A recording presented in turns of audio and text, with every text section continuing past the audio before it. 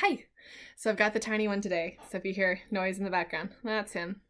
But I put a link to a video in the description that you should all absolutely go watch. You know what? Do that right now, and I'll wait. Are you back? Okay, perfect.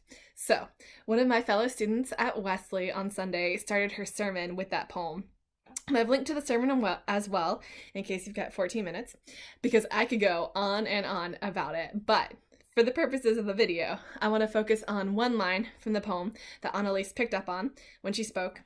It's, "To be known is to be loved, and to be loved is to be known." Now, the women I've heard read this poem, they say that in a rush, like it is a truth universally acknowledged, like it isn't the deepest hidden cry of my heart, said in words that I could never have thought to say. To be known is to be loved, and to be loved is to be known.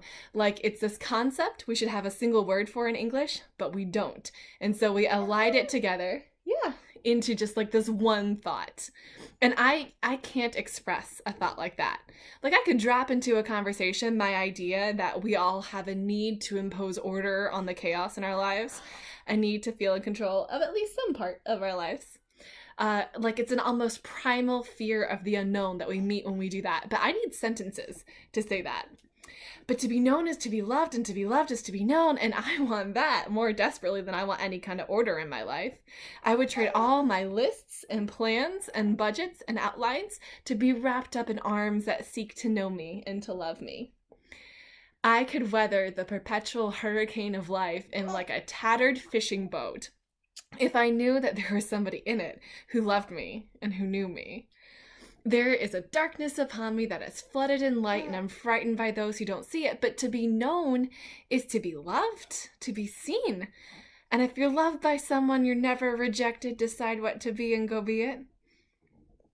Of course, it is one thing to say all that, but it's a different thing entirely to live it.